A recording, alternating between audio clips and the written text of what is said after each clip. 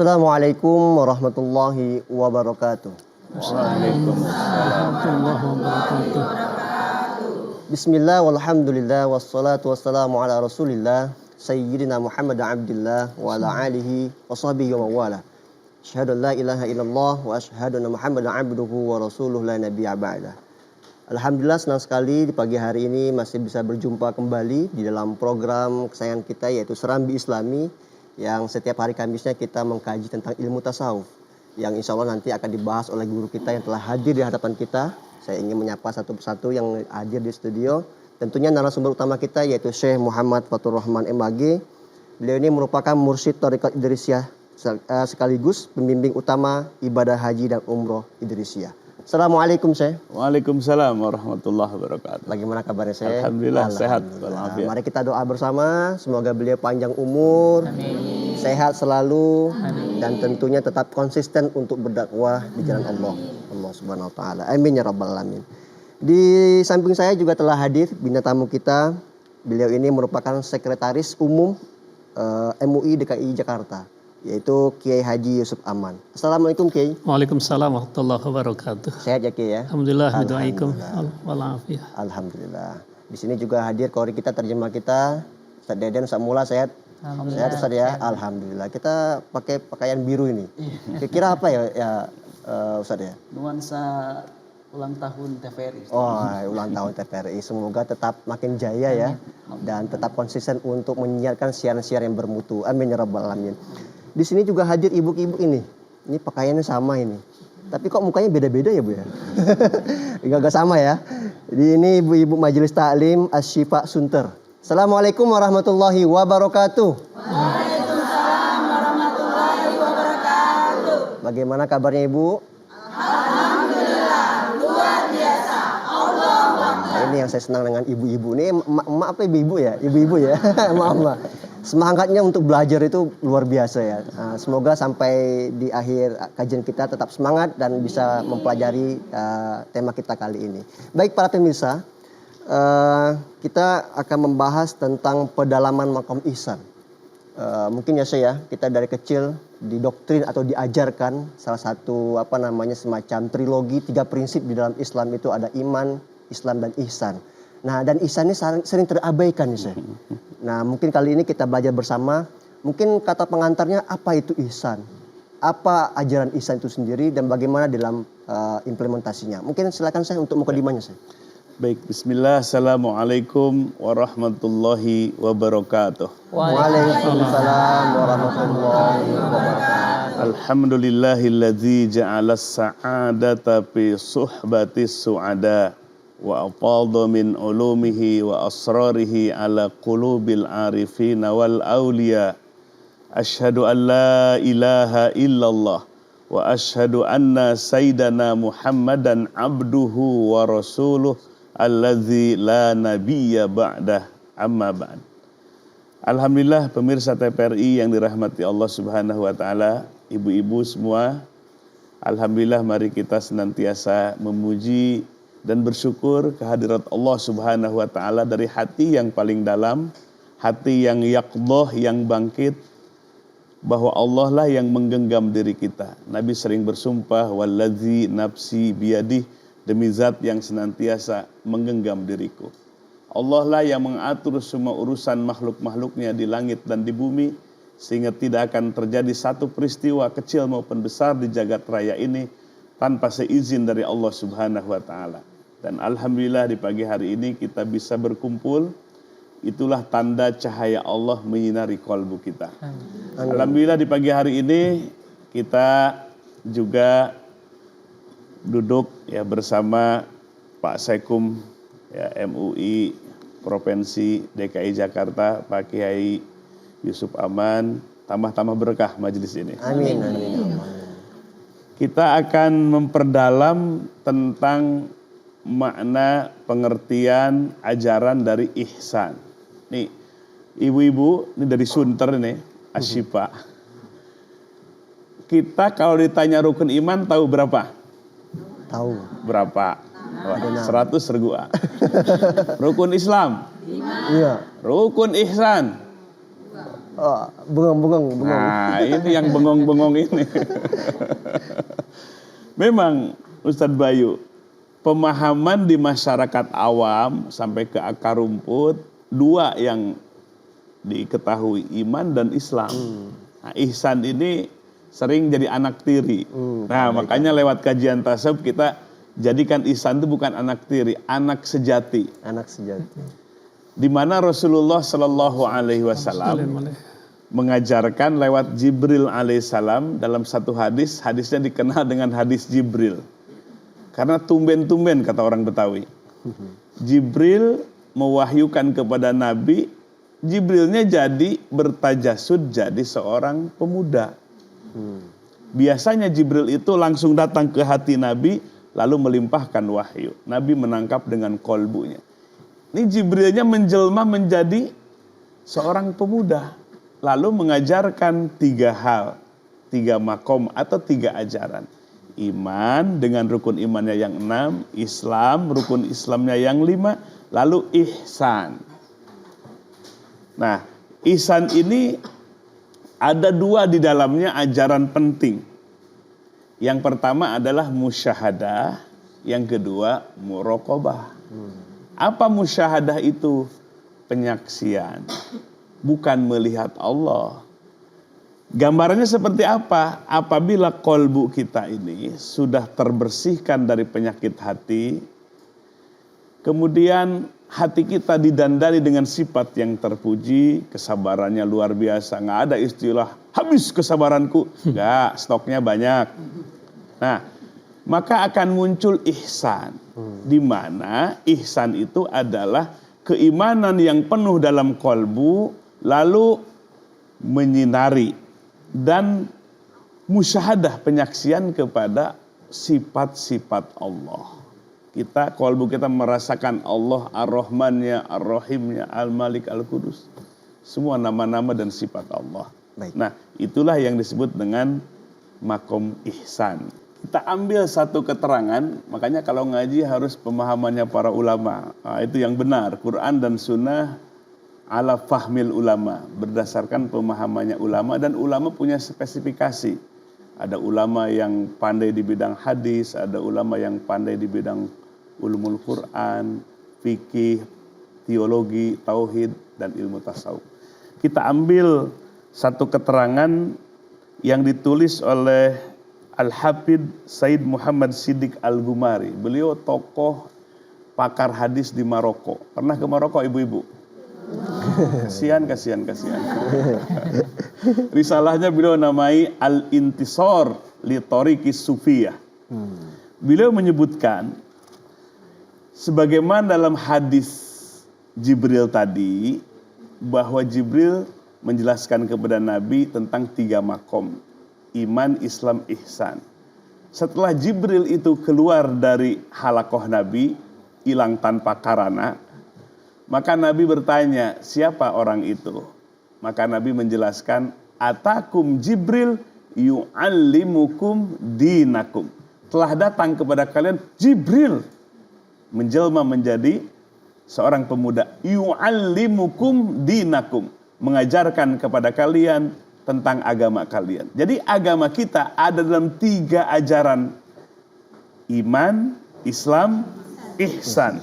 Sehingga kata beliau bahwa ilmu ihsan ini atau makom ihsan ini adalah berdasarkan wahyu. Karena Jibril yang mengajarkannya. Sehingga kalau ihsan ini dibuang, disebutkan di sini, paman akhalla bihazal makom ay al ihsan padinuhu naqisun bila syakin.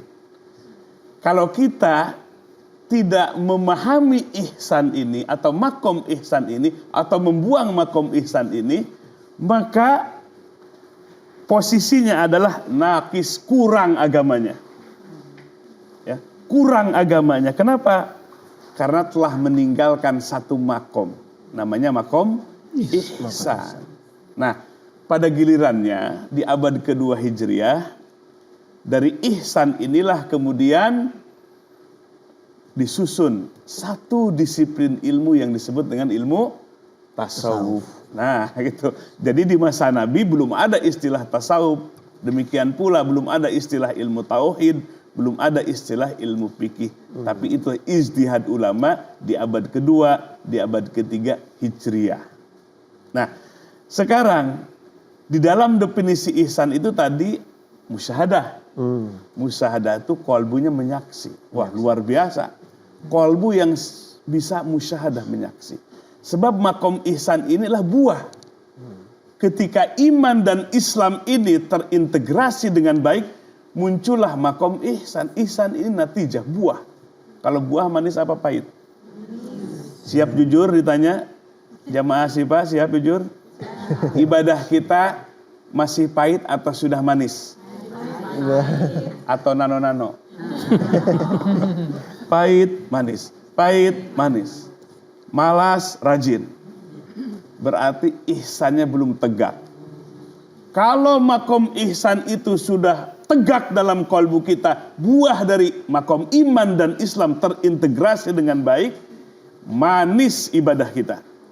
Maka kalbu kita yang ihsan itu zauk namanya dalam ilmu tasawuf, punya rasa. Kalau ini Bapak Ibu sekalian dihidangkan makanan dan minuman, beraneka ragam kuliner, tapi kita sakit, enak apa enak? Demikian pula ibadah yang Allah turunkan itu bukan beban, tapi nikmat yang besar. Tapi kita pahit, malas-malasan, berarti kalbu kita yang sakit.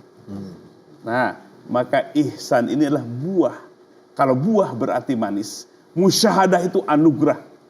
Bisa musyahadah itu membuat ibadah itu nikmat. Jadi kalau kita sholat, Allah al-ma'bud yang kita ibadahi, zauk, kalbunya merasakan hudurul qalbi ma Allah, hadir hati bersama Allah. Kalbunya merasakan sifat Allah yang sempurna. Maka nikmat sholat itu. Nggak mau pingin buru-buru selesai. Ya, kalau tenang sholat setelah sholat atau ketika sholat? Setelah sholat. Innalillahi. Assalamualaikum. Alhamdulillah.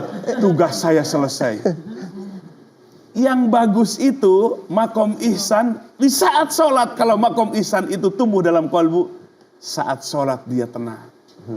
Makanya Nabi kalau sedang dirundum dengan problem, karena Nabi itulah perjalanan terbelat dalam umat manusia, asyadun nasi balaan, yang paling berat ujiannya, Nabi perintahkan kepada Bilal bin Rabah, Bilal arihni bis sholah, relaksasikan kolbuku, jiwaku dengan sholat. Ayo iqamah.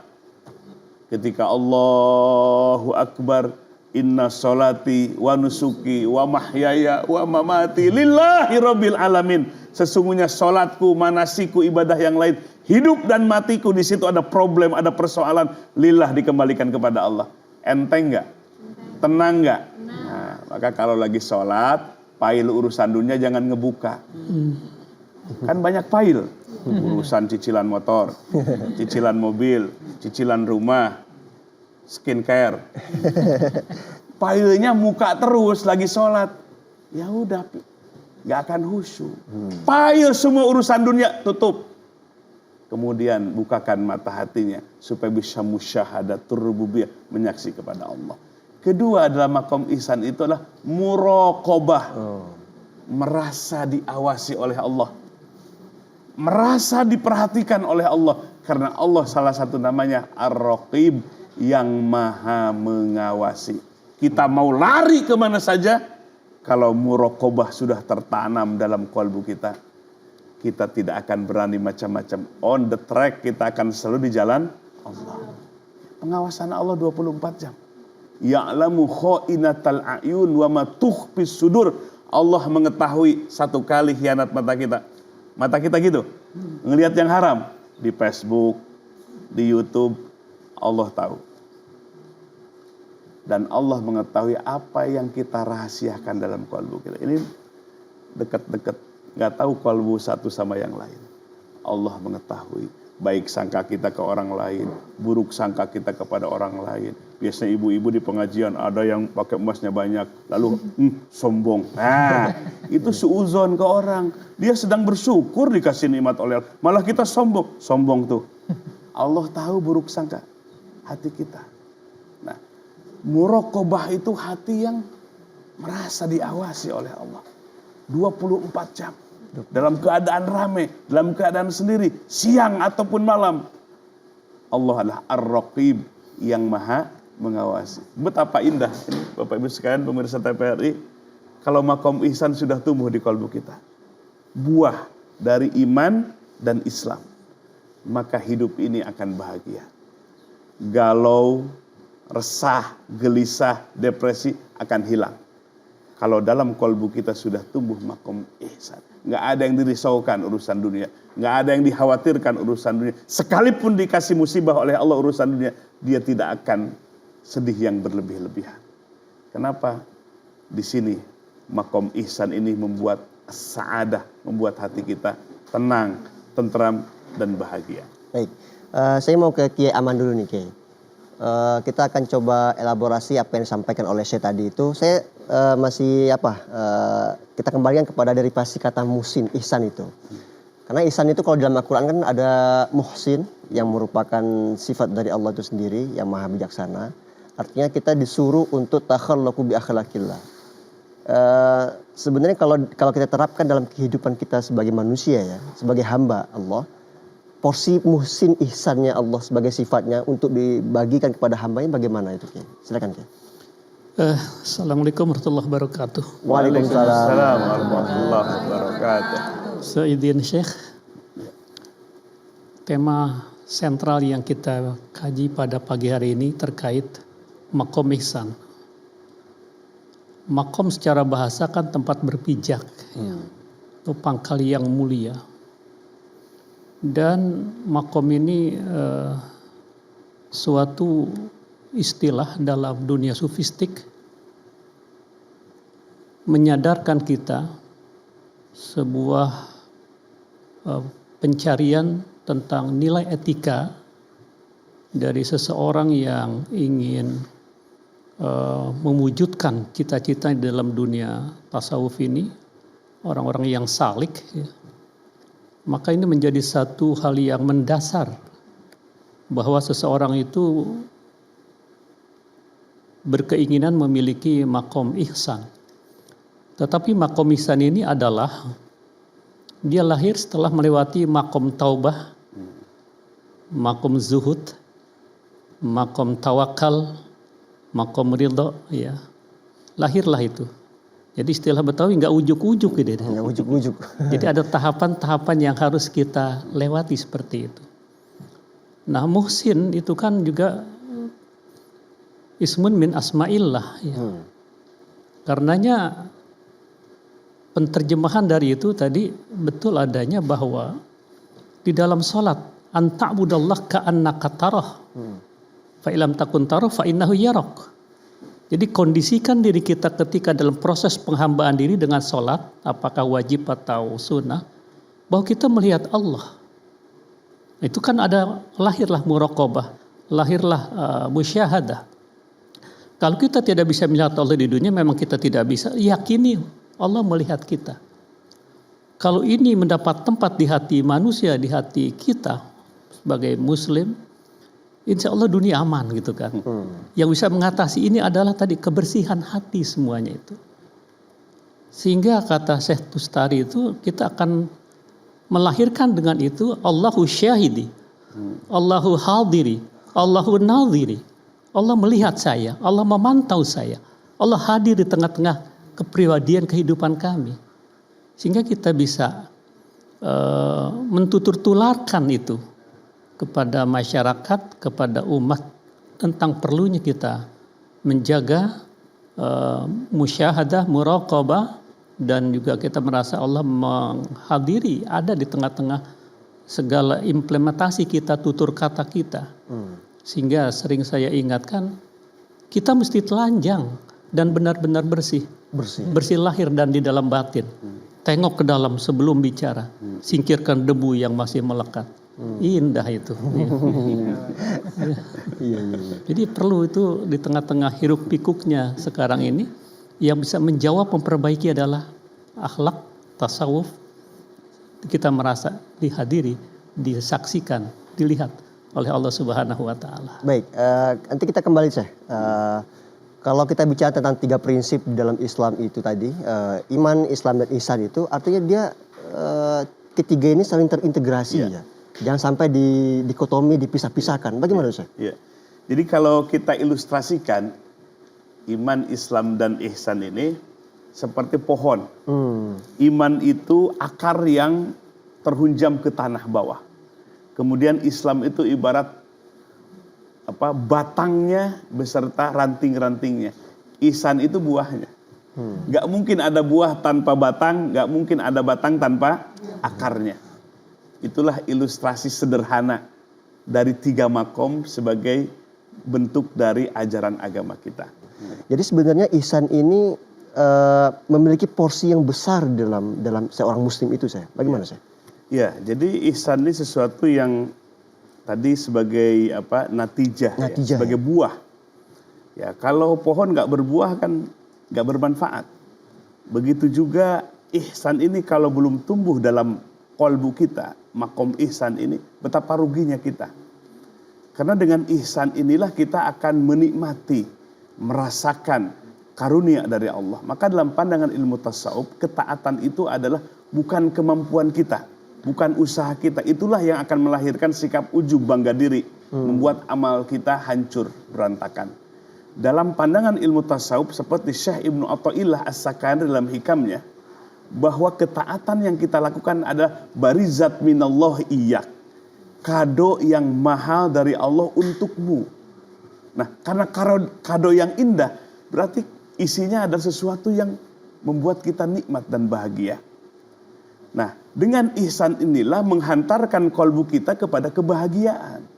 Di balik ibadah itu adalah kenikmatan. Itulah yang dirasakan dulu oleh para sahabat, yang dibimbing langsung oleh Rasulullah Sallallahu Alaihi Wasallam. Kalau kita lihat sirahnya Nabi, perjalanan hidup Nabi, ditugaskan menjadi Nabi 22 tahun, 2 bulan, 22 hari. Itu penuh terjal dengan luka-liku perjuangan yang berat. Sampai Nabi bersabda, asyadun nasi balaan al-anbiya thumal ulama thumma syuhada. Yang paling berat ujian jalan hidup adalah pertama para nabi. Kedua para ulama sebagai pewarisnya Nabi. Yang ketiga syuhada, orang yang gugur di medan perang, membela kebenaran, membela agama Allah Subhanahu wa taala. Dalam perjalanan penuh dengan perjuangan itu para sahabat. Mereka selalu dihadapkan dengan jihad, harta maupun dirinya di jalan Allah Subhanahu wa taala. Tapi bagaimana sikap mereka? Sungguh luar biasa. Karena makom ihsannya sudah tumbuh, mereka benar-benar merasakan kebahagiaan bersama Rasulullah Sallallahu Alaihi Wasallam, walaupun harus jihad, mengorbankan harta, bahkan nyawanya, dirinya di medan perang. Kita bisa tergambar bagaimana para sahabat as-sabiqunal awwalun yang telah memperjuangkan agama sampai agama itu hadir di tengah-tengah kehidupan masyarakat kita. Karena perjuangan mereka intinya adalah karena makom ihsannya yang sudah tumbuh. Maka kalau belum tumbuh makom ihsan, ibadah itu sesuatu yang berat, membelenggu, berat dirasakan. Nah, dengan makom ihsan itu membuat tenang. Makanya kalau kita lihat nih, Ustadz Bayu, Pak Kiai, dalam dinamika berbangsa dan bernegara, kita lihat strata pemerintah kita, kan selalu ada dewan pengawas. Oh iya. Dulu Polri belum sanggup melakukan tindakan khususnya tindak pidana korupsi. Dibuatlah apa namanya? KPK. KPK deputi. Ya. KPK ada dewan pengawasnya. Di atas dewan pengawas ada siapa? Gak ada. Terjadi problem. Karena yang jadi pengawas pun manusia. Iya. Sebetulnya kalau makom ihsan ini sudah tumbuh dalam kolbu, cukuplah Allah yang maha mengawasi. Kalau kita membutuhkan lembaga baru sebagai pengawas habis ya budget kita. Tapi cukuplah Allah yang jadi pengawas kita. Ya, kalau Allah kita merasa diawasi oleh Allah, maka kita akan selalu on the track, dalam jalan yang lurus. Ketika kita malas, Allah mengawasi. Ketika akan jatuh ke perbuatan dosa, takut kepada Allah, Allah maha mengawasi.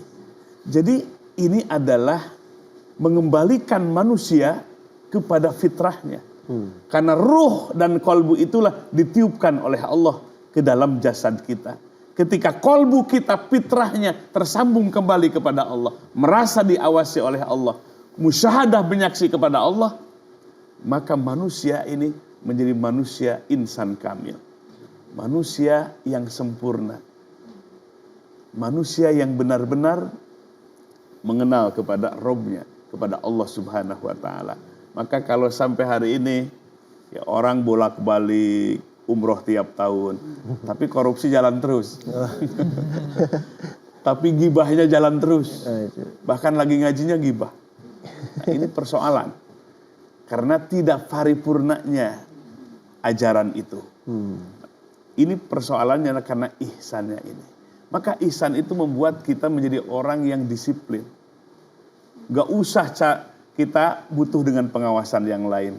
Cukuplah Allah yang Ar-Raqib, yang maha mengawasi kita. Jadi kayaknya perlu lembaga ihsan kayaknya. Jadi harus ada dewan pengawas yang sifatnya langsung vertikal kepada Allah ya. Ini menarik ini. Saya mau ke Kiai Aman Kiai. Tadi kita bicara tentang ihsan dalam circle ibadah spiritual. Artinya ibadah vertikal antara hamba dengan Tuhannya. Kalau kita kaitkan dengan ibadah yang sifatnya horizontal dengan sesama manusia, sosial. Nah, kalau kita terapkan ihsan dalam sosial itu bagaimana? Kita kan hidup dalam 2 dimensi waktu nih. Artinya ibadah dalam Islam bukan saja vertikal tapi horizontal. Bahkan kita dianggap salah manakala kita rajin sholat, manakala kita rajin puasa, tapi nggak akur sama tetangga, nggak akur sama teman. Ini bukan orang soleh, masih salah.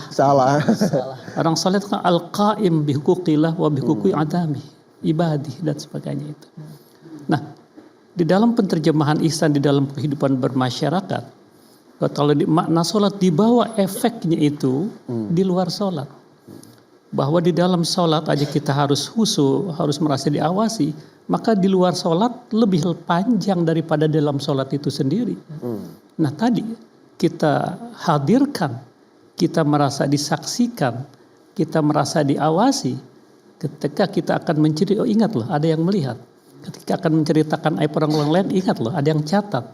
Ketika kita ingin membuat berbagai macam kegaduhan, ingat ada yang mengamati segala aktivitas kita.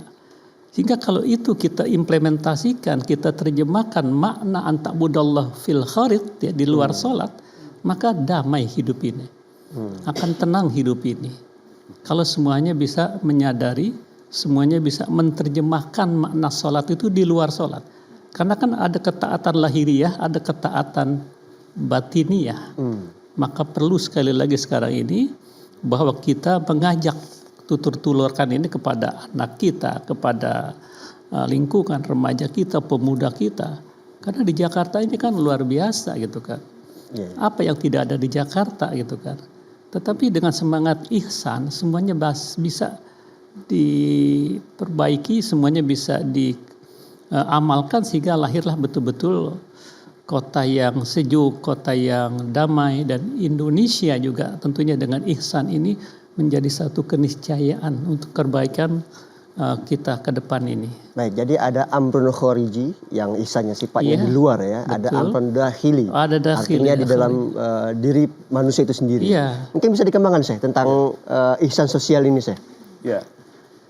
Jadi dalam peta keseharian kita ini, kita hidup berdampingan dengan orang yang berbeda-beda. Itu adalah bagian dari ujian. Kalau kita lihat merunut ke atas, itu iblis itu orang cerdas.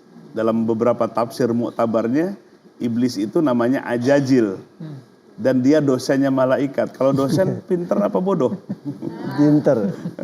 Nah, ya, si iblis itu pinter tapi kebelinger. Nah, persoalannya dalam kolbunya itu adalah ada penyakit.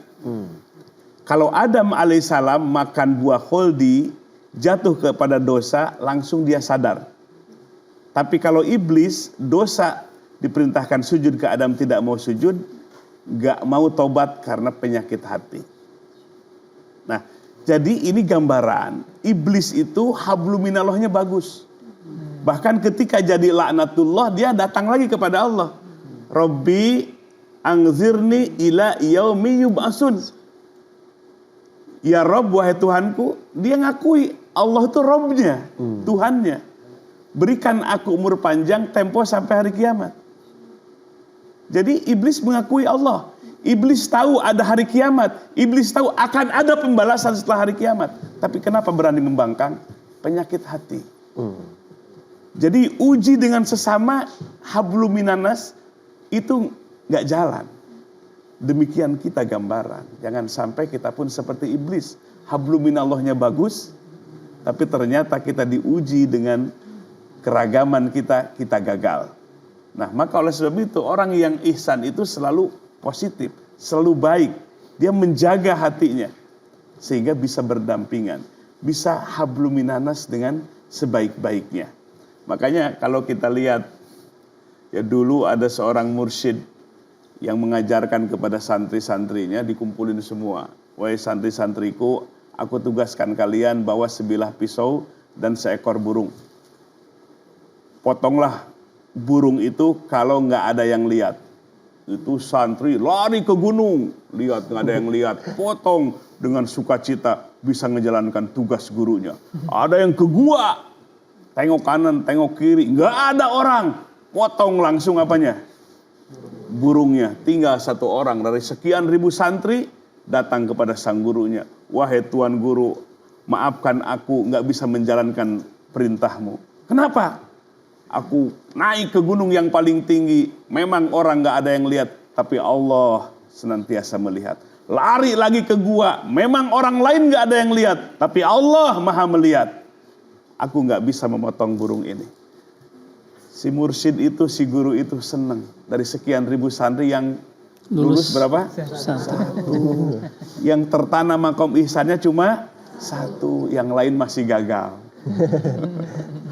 Tapi kayaknya sekarang orang nggak ini apa sih, bukan takut pengawasan Allah, tapi takut pengawasan CCTV sih. Tapi kalau apa namanya sih, jadi artinya ihsan ini bicara tentang sikap keadilan, terpuji ya saya. Ya, jadi sebetulnya ihsan itu kan induknya. Tadi Pak Kiai udah menyampaikan ada makom-makom, disebut makomat dalam ilmu tasawuf. Ya, makom ihsan itu induknya. Induknya. Seperti makom iman tuh induknya, makom Islam tuh induknya, makom ihsan pun induknya. Ada makom-makom yang harus kita jalankan, kita titi dengan sebaik-baiknya. Mulai makom tobat, kita harus sobar, harus tawakal, harus ridho, ikhlas dalam beramal. Jadi makanya kembali kepada asas atau basic ilmu tasawuf, tahliyah wa tahliyah. Tahliyah, beningkan, kosongkan hatimu dari seluruh penyakit hati. Nggak ada ujub, nggak ada yang namanya sombong, nggak ada iri dengki, nggak ada yang namanya yang suka ditahan-tahan tuh kalau kebencian itu, dendam nggak ada. Baik. Nah, jadi makom ihsan itu induknya, maka makom-makom yang lain itu menjadi tangga-tangga menuju makom ihsan. Ya, baik, nanti kita akan bahas lebih lanjut ya ibu-ibu ya. Kita sudah masuk dalam segmen tanya jawab nih Syekh. Ini ibu-ibu sudah menyiapkan pertanyaan? Ini masih semangat tidak? Alhamdulillah. Ini ada beberapa pertanyaan nih Syekh, dari Viti, kemudian ada dari jamaah, mungkin ada Kori ya. Mungkin boleh tayangkan dari Viti terlebih dahulu. Wabarakatuh. Perkenalkan saya Rosinul Asjati dari Kementerian Pemuda dan Olahraga. Pertanyaan yang ingin saya sampaikan adalah bagaimana cara memotivasi hati agar kita memahami dan merasakan kehadiran Allah selalu ada di dalam hati kita. Terima kasih. Assalamualaikum warahmatullahi wabarakatuh. Waalaikumsalam warahmatullahi warahmatullahi wabarakatuh. Bagaimana memotivasi hati, melatih hati? Ini Bapak Ibu sekalian, pemirsa TPRI, sesungguhnya kolbu kita, ruh kita, sebelum dimasukkan ke dalam jasad kita, dalam kandungan ibu usia 100 hari, itu sudah musyahadah. Di mana dalam surah Al-A'raf Allah menjelaskan, di mana Allah berdialog dengan semua arwah. Alastu birabbikum, bukankah aku ini Tuhan kalian, pencipta kalian? Qalu, menjawab semua ruh, bala, tentu benar, syahidna, kami musyahadah, kami bersaksi. Jadi semua kolbu ruh manusia sebelum dimasukkan ke dalam jasad itu sudah musyahadah atau menyaksi. Ketika dimasukkan ke jasad, lahir ke dunia, ada tuntutan biologis, tuntutan jasmani. Dan Allah yang menciptakan itu. Zuyyina linnas hubbus syahwat minan nisa ila akhir ayat. Allah yang menghiasi dalam diri manusia syahwat, kebutuhan biologis, makan, minum. Itulah yang menjadi hijab penghalang kolbu kita, ruh kita tidak musyahadah lagi kepada Allah. Makanya dulu Nabi kita masuk usia 40 tahun, Aisyah radhiyallahu anha menjelaskan dalam kitab Bukhari bab bad'u nuzulil wahyi, permulaan datangnya wahyu. Hubibtu bil khola, Nabi menyatakan aku mencintai menyendiri berkholwat di Gua Hira. Apa yang dilakukan oleh Nabi di Gua Hira? Mengosongkan perutnya, mengurangi tidur, tidak bersenggama dengan istrinya, tidak bergaul, fokus supaya makom ihsan ini dalam rangka hijab-hijab. Hijab-hijab yang menutupi kolbu, yang menghalangi kolbu itu disingkap oleh Allah. Maka ini tadi betul kata Pak Kiai, nggak ujug-ujug tumbuh makom ihsan. Bagaimana caranya? Nah, caranya tadi dua. Tahliyah, kosongkan kolbu kita dari seluruh penyakit hati. Ada ujub, bangga diri. Kalau masjid ini nggak ada saya, wah nggak jalan programnya. Itu ujub. Gak mungkin ihsan tumbuh dalam hati yang kotor, jorok seperti itu. Ada sombong. Sombong dengan harta, lihat orang miskin, lihat dengan sebelah mata. Sombong dengan ilmu, lihat orang bodoh, kita remehkan. Sombong karena jabatan, lihat rakyat jelata, kita acuhkan, cuekan. Itu sombong. Gak mungkin kalau kolbu kita ada penyakit namanya sombong atau takabur, tumbuh makom ihsan. Demikian Imam Ghazali 10 penyakit hati yang berbahaya. Kemudian yang kedua, tahali. Dandani kolbu kita bi awsaf al-mahmudah, dengan sifat-sifat yang terpuji. Tadi sabar. Belajar sabar itu bukan pegang tasbih, sabar, sabar, sabar. Ngaji ini sabar. Wirid sabar. Tahajud sabar. Hindari maksiat, sabar. Walaupun nafsu kita meronta-ronta, sabar. Syukur kepada nikmat Allah, tawakal, ridho, ikhlas dalam beramal. Nah, kalau kita terus istiqomah, takholli, proses membersihkan kolbu dari penyakit hati, tahalli, proses mendandani sifat kolbu kita dengan makom-makom yang terpuji, baru muncul makom ihsan. Seperti ruh itu, kolbu itu dimasukkan ke dalam jasad kita. Menyaksi kepada Allah. Sehingga kita tidak tertipu dengan casing. Hanya mata zohir saja kita tertipu. Mata batinnya kalau tertutup maka akan tertipu. Dengan ihsan, ainul basiroh, mata kita, hati kita tuh punya mata yang bisa melihat. Melihatnya binurillah, dengan cahaya Allah. Maka tembus pandang. Sampai hari kiamat ke depan, mata yang memiliki ainul basir bisa menatap. Makanya Bapak Ibu sekalian, dulu para sahabat yang dilatih, diasuh oleh Nabi, mendengar ayat Quran tentang azab neraka, tersungkur seperti Umar bin Khattab radhiyallahu an. Tapi orang kadang hari ini yang jauh dari agama. Agama itu dianggap qala asatirul awalin. Diceritakan surga, dahsyatnya neraka. Itu mah dongeng seperti orang Sunda, dongeng Sangkuriang. Ini persoalan. Maka supaya makom ihsan tumbuh, dua hal terus lakukan. Karena ihsan itu di kolbu, beningkan terus kolbu dari penyakit hati. Namanya takhliyah, dan dani dengan sifat atau makom yang terpuji. Namanya tahliyah, disitulah makom ihsan akan muncul. Ini sesuatu yang luar biasa. Kalau sudah muncul makom ihsan, kita menjadi kehidupan itu nikmat. Banyak para ulama di penjara, tapi dia senang.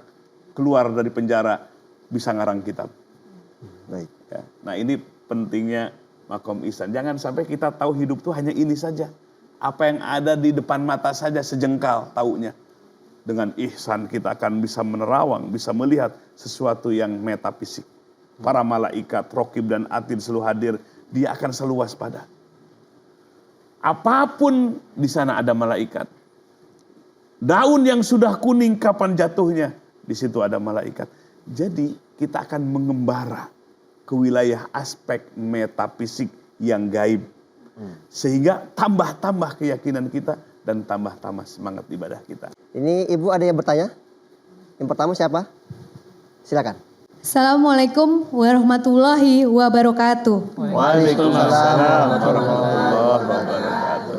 Perkenalkan, nama saya Indah Safitri.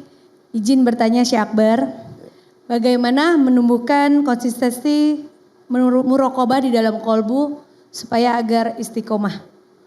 Wassalamualaikum warahmatullahi wabarakatuh. Waalaikumsalam warahmatullahi wabarakatuh. Hampir sama ya tadi pertanyaannya. Mungkin saya lempar ke Kiai Aman Kiai. Gimana ya untuk melatih muraqabahnya agar konsisten gitu? Iya.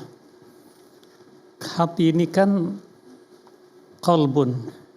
Dalam tajwid taklib iklab. Dia berbolak-balik. Karena itu upaya-upaya lahiriah dan batiniah kita agar hati itu tetap konstan, hati itu tetap istiqomah.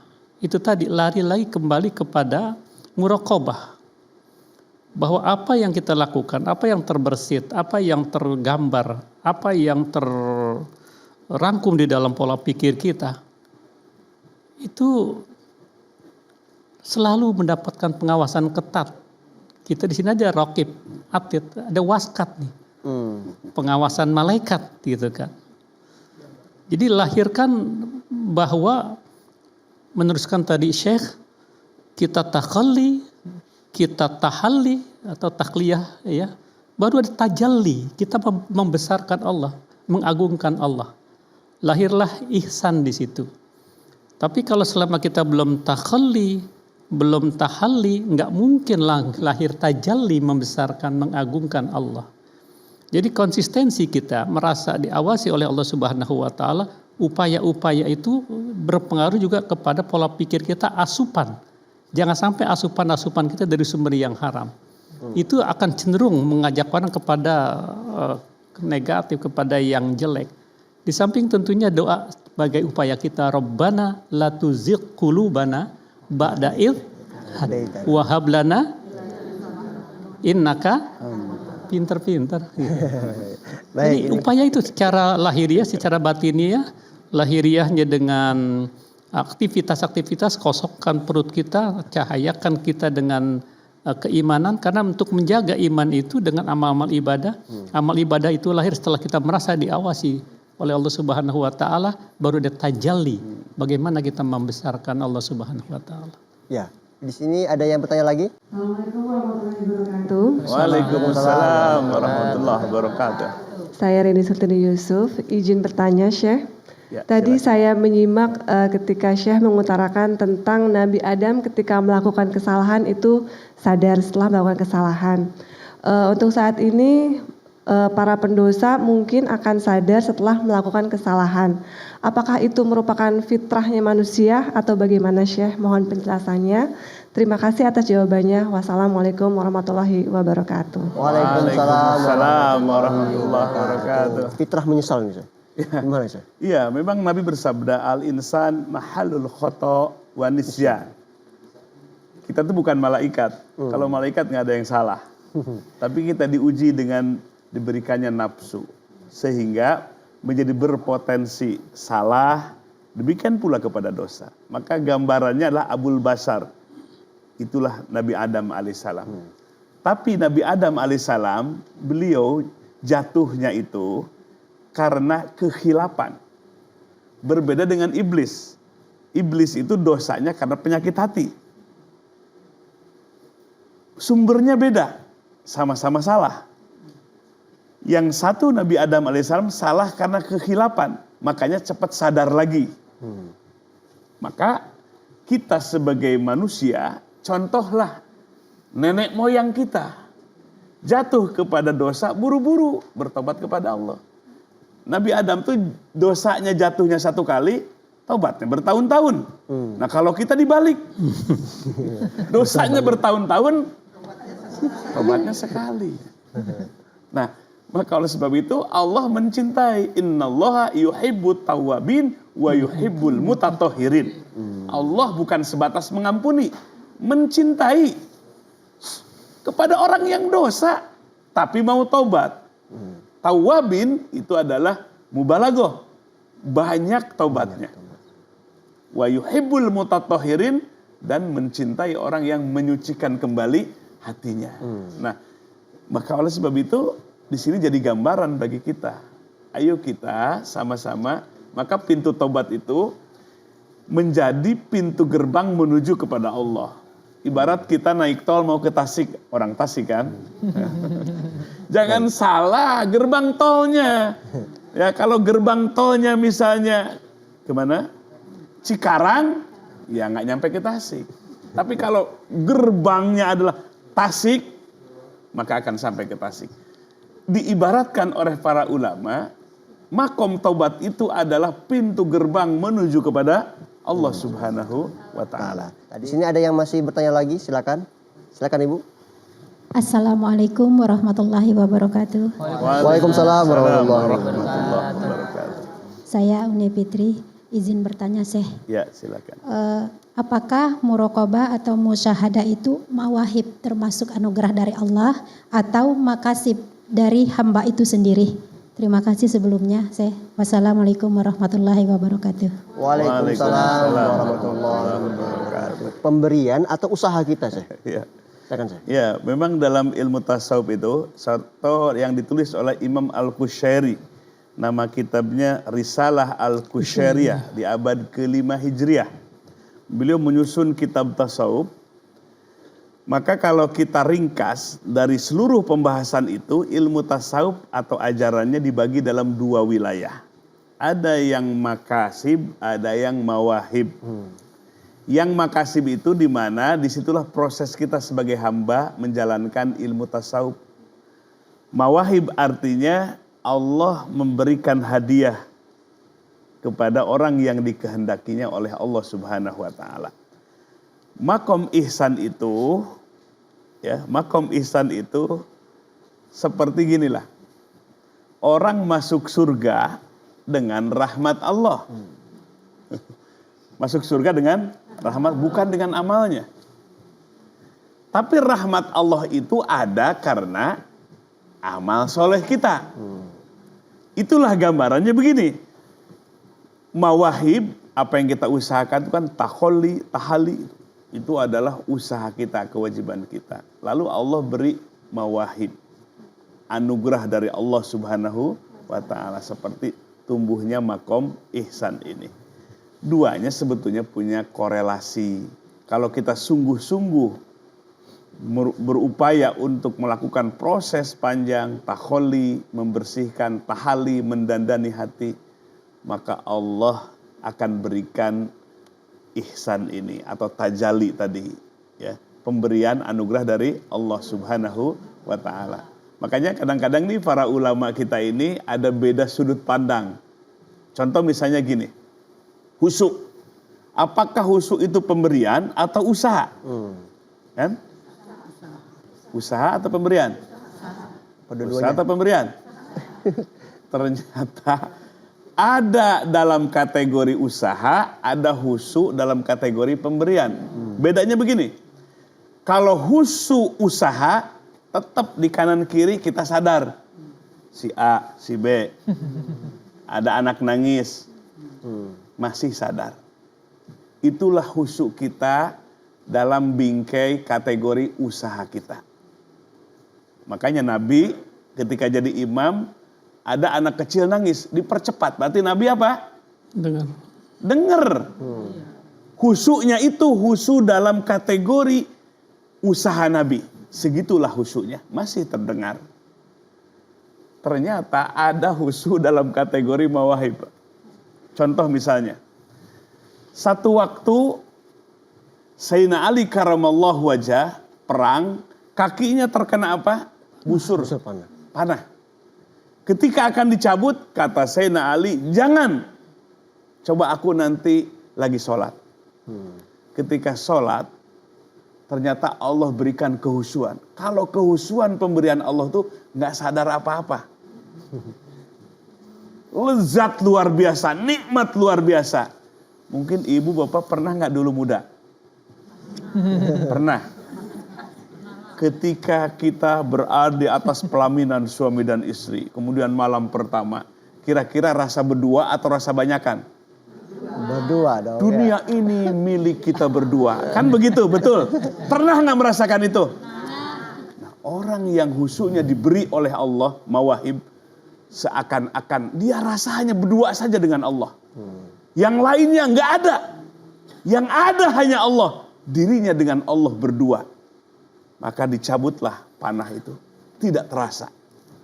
Nah itu kehusuan mawahib. Anugerah dari Allah. Kali-kali Allah kasih seperti itu. Nah kewajiban kita sebagaimana dalam surah Al-Mu'minun. Qad aflahal mu'minun alladzina hum fi sholatihim khoshi'un. Orang yang mukmin itu ketika sholat khusyuk hatinya. Khusyuk makasih. Husukkan oleh kita. Buang atau tutup pail semua urusan dunia. Kalau kita sudah berdiri menghadap kepada Allah, pail urusan-urusan dunia kita tutup. Rasakan azamah agungnya Allah dan Allah hadir di hadapan kita. Khusyuk walaupun makasih usaha kita. Mudah-mudahan kali-kali Allah kasih khusyuk yang apa? Mawahib anugerah dari Allah. Amin. Sampai nggak ada yang lain kecuali Allah lah. Zat satu-satunya Allah lah kekasih kita. Amin ya rabbal alamin. Silakan Ibu, ada yang bertanya lagi? Assalamualaikum warahmatullahi wabarakatuh. Waalaikumsalam. Nama saya Yayah Rahaya, izin bertanya Syekh. Ya silakan. Tadi setelah menyimak tentang makna ihsan ini, apakah pencapaian ihsan itu dari diri seseorang bisa mencapai puncaknya atau klimaksnya gitu, sehingga membuat dirinya itu merasa sudah merasa dekat sekali dengan Allah, sehingga lupa dengan yang lainnya, kehusuan tadi, sehingga menjadi zadbah atau fana dengan lainnya gitu. Terima kasih saya ucapkan atas jawaban saya. Assalamualaikum warahmatullahi wabarakatuh. Waalaikumsalam warahmatullahi wabarakatuh. Mungkin Kiai Yusuf bisa menjawab, Kiai? Oke. Bagaimana puncak klimaksnya? Wah, ini bahasanya keren. Klimaksnya bagaimana ini? Kita sudah punya iman, tapi belum semua orang bisa merasakan lezatnya iman, manisnya ibadah. Karena itu Nabi bersabda salasun, ya, ada 3 perkara itu. Bila kita memiliki 3 perkara ini, kita akan merasakan manisnya iman. Kita yang pertama ini ayyakunallah wa rasuluh ahabba ilaihi mimma siwahuma. Kita jadikan Allah dan Rasulullah yang paling kita cintai di atas segala-galanya. Maka itu ihsan sudah kita terjemahkan dalam kehidupan nyata, lebih mengutamakan perintah Allah Subhanahu wa taala, sehingga apapun adanya kita lezat. Kita merasa manis dengan undangan Allah Subhanahu wa taala. Yang kedua, pencapaian ihsan itu bahwa kita rela hidup ini diatur oleh Allah, ya, rela diatur oleh Allah Subhanahu wa taala. Dan tentunya yang ketiga, kita nggak suka bila kita kembali kepada masa lalu yang penuh dengan kekelaman, kesuraman, sebagaimana kita nggak suka bila diri kita dicampakkan ke dalam neraka. Jadi pencapaian ihsan itu adalah bagaimana kita menjaga ibadah secara istiqamah. Karena dengan istiqamah akan melahirkan karomah. Karomah itulah kita bisa merasakan tajalli. Kita merasakan keindahan, kenikmatan, kelezatan iman. Sehingga orang pada umumnya tadi saya katakan punya iman, tapi belum semua bisa merasakan iman. Jadi pencapaian itu perlu ada semacam istimrar, perlu ada mudawamah, perlu ada semacam kesinambungan dalam beramal, kontribusi amal kita. Apakah amal vertikal, apakah amal horizontal. Itu pencapaian iman yang luar biasa. Anti klimaks, titik kulminasinya ada di situ. Ustaz Dadan mau bertanya? Baik, terima kasih Ustaz Dayu. Izin bertanya Syekh. Ya, Tadi silakan. sangat menarik sekali apa yang telah Syekh jelaskan mengenai muraqabah, makasib dan mawahib. Dan dikaitkan dengan kekhusyuan kita ketika sholat. Nah, apakah yang disebutkan dengan mawahib tadi bisa didapatkan oleh orang yang memang tidak pernah berusaha sama sekali gitu Syekh. Jadi Allah langsung memberikannya kepada orang tersebut. Itu gimana Syekh? Silakan. Ya, silakan Syekh. Ya, ini kayaknya Ustaz Dadan pingin kayaknya. Tanpa usaha ya Ustaz Gak Dadan ya. bekerja tiba-tiba dapat rezeki nomplok gitu. Kalau berbahan kayaknya. Ya, artinya gini. Kalau kita lihat para ulama, contohnya dalam kitab Hikam ya. Dalam Hikam itu Syekh Ibnu Athaillah As-Sakandari menjelaskan Allah memberikan anugerah yang tanpa usaha. Ada. Kenapa Allah beri? Supaya bahwa anugerah itu dirasakan bukan usahanya. Ngasih contoh seperti itu. Bahwa anugerah itu datang dari siapa? Allah. Ketaatan itu datang dari siapa? Supaya nggak ujub, nggak bangga diri. Allah ngajarin sampai ke sana. Makanya ada beberapa ulama sufi itu yang backgroundnya itu penjahat, yang backgroundnya itu penjina, peminum, backgroundnya.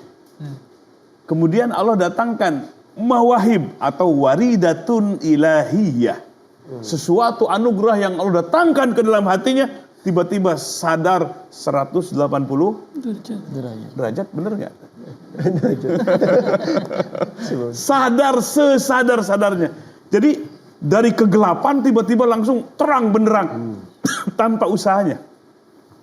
Hal ini untuk menunjukkan bahwa anugerah itu adalah datang dari Allah. Allah lah yang memiliki hak prerogatif. Dan pembelajaran bagi kita yang sedang belajar ibadah dalam makasib ini, jangan diaku bahwa itu semua adalah anugerah kado terbaik dari Allah Subhanahu wa ta'ala. Tapi jangan ketipu, nunggu yang tadi. Usaha enggak, makasib enggak, proses enggak mau, nunggu-nunggu. Nah, ini yang salah. Itu yang ketipu. Maka jalankanlah kewajiban kita. Maka dalam ilmu tasawuf ada makasib. Takholi, tahali. Bersihkan dan dani. Itu cara merawat kolbu kita. Dah serahin kepada Allah. Allah memberikan mawahib atau tidak. Yang jelas Allah itu maha adil, maha bijaksana, maha pengasih, maha penyayang. Kita sudah masuk dalam segmen terakhir, kesimpulan dari kajian kita kali ini. Mungkin Kiai Aman bisa memberikan kesimpulan terkait tema kita kali ini. Silakan. Ya, makom ihsan bila sudah kita miliki sebagai buah dari makomat yang tadi saya katakan, ada makom taubat, makom tawakal, makom ridha, makom qanaah dan sebagainya. Maka dia akan mendapatkan makom ihsan. Makom ihsan itu juga akan membuahkan keuntungan-keuntungan untuk kita. Ada satu hal dulu, seorang pemuda yang berhari-hari tidak mendapatkan asupan. Diturunlah ke satu tempat sungai yang sangat bersih. Dari kejauhan nampak terapung di atas permukaan air itu yang sangat bersih sebuah apel. Dia turun ke kali, dia makan apel itu, tapi setelah kenyang dia merasa menyesal. Nah di sini ada lahir ihsan itu. Waduh, saya harus cari tahu siapa pemilik apel ini untuk minta keikhlasan dan kehalalan. Maka pemuda yang nanya Abu Sualeh ini, dia menelusuri perjalanan sekira 16 mil itu, dia menemukan ada kebun apel. Dia yakini ini pasti dari sini apel jatuh. Saya harus cari tahu siapa pemilik apel, dan di situ dia dapati kebun apel yang luar biasa. Dia mengetuk pintu, Assalamualaikum, ada suara, Waalaikumsalam, siapa di luar? Saya Abu Sualeh Tuan. Ada apa nak muda? Saya baru saja makan buah apel. Saya merasa berdosa. Setelah saya makan, saya menyesal, saya minta keikhlasannya, saya minta kehalalannya. Saya yakin dari sini jatuh. Kepolosan anak muda ini ingin meminta kehalalannya karena baru saja memakan buah apel yang bukan dimilikinya. Momentum itu dimanfaatkan oleh Abdullah Saumai. Saya akan ikhlaskan, saya inginkan kamu memenuhi persyaratan saya. Apapun saya penuhi, kata pemuda ini. Asal apa yang sudah saya makan ini Tuhan menghalalkan. Baik, kamu harus nikah dengan anak saya. Tapi anak saya ini BTL, ya, buta gitu kan. Kemudian tuli dan lumpuh. Waduh, anak muda mana yang mau kawin tapi buta, tuli dan lumpuh? Nggak apa-apa Tuhan, yang penting Tuhan bisa menghalalkan apa yang saya makan. Baik, pernikahan berlangsung terjadi dengan syariat Islam. Setelah selesai pernikahan, kau cari istri kamu ada di lorong sana, belok kanan, nanti ada di sana. Terbayang dia lagi tiduran, nggak bisa melihat, lumpuh. Ternyata tersentak anak muda ini. Ya Allah, ada sosok wanita putih, tinggi semampai, cantik luar biasa ini. Ya. Wah, kaget. Nggak mungkin istri saya ini. Dari kejauhan itu istri kamu. Tadi Tuhan bilang istri saya buta. Iya, itu bahasa kiasan. Anak saya yang namanya Fatimah yang sudah kamu sunting menjadi istri kamu, dia tidak pernah melihat bacaan kecuali Al-Quranul Karim, kecuali zikir dan istighosahnya. Saya katakan lumpuh nggak pernah keluar rumah.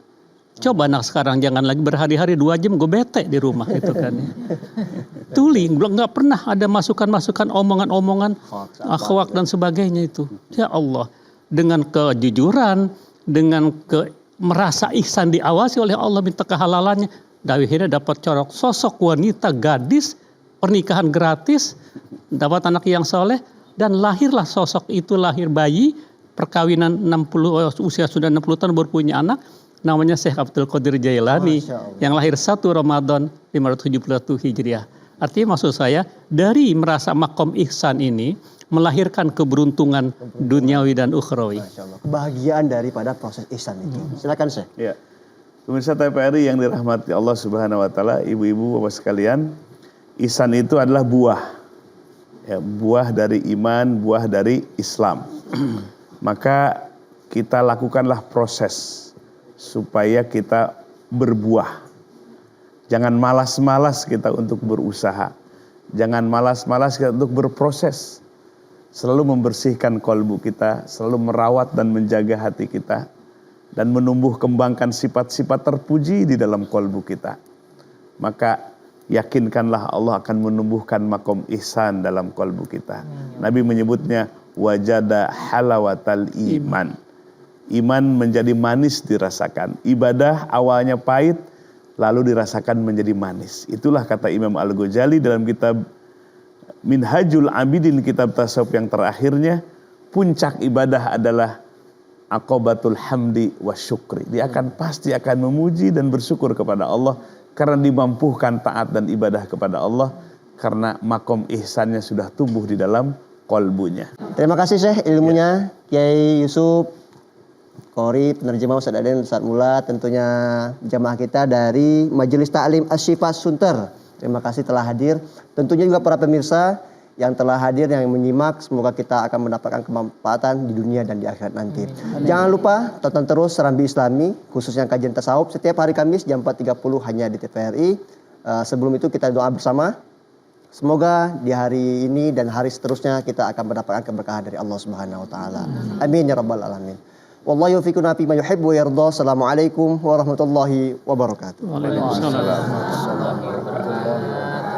Pemirsa TVRI, di season terakhir sebelum mengangkatkan kedua tangan kita munajat dan berharap penuh kepada Allah, mari kita hayati beberapa menit bahwa hidup ini terus bergerak tanpa henti.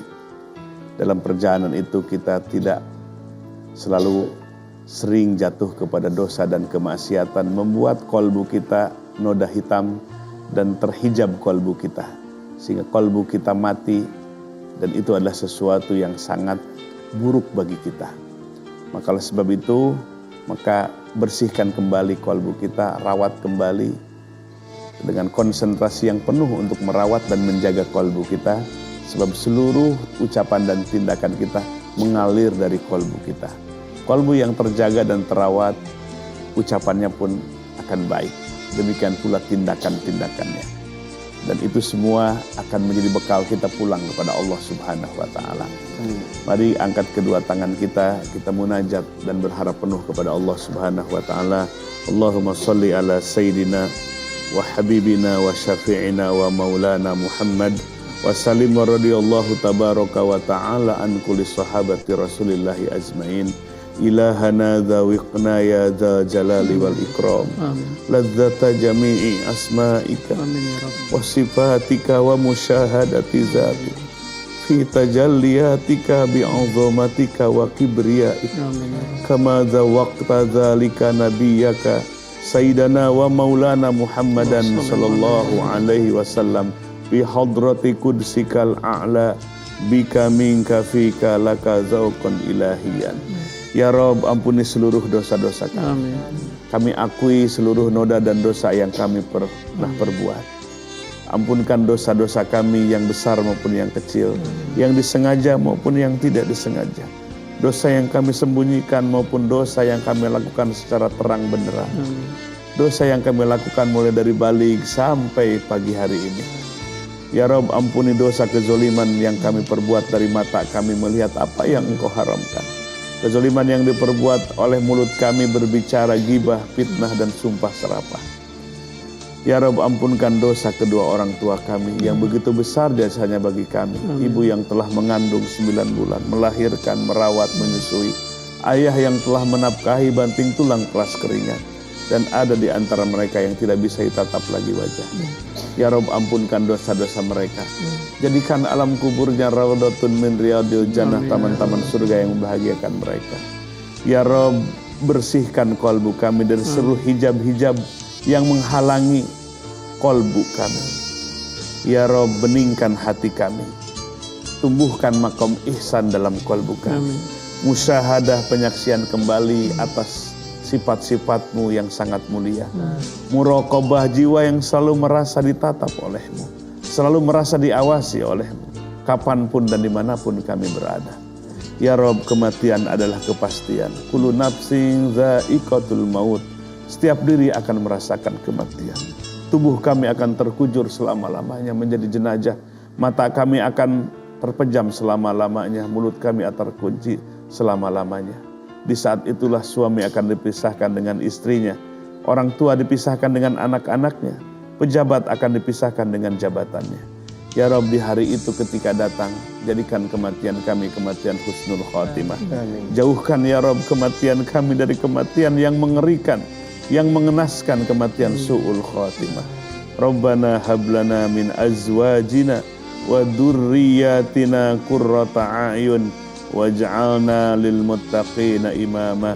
Subhana rabbika rabbil izzati amma yasifun wa salamun alal mursalin walhamdulillahi rabbil alamin.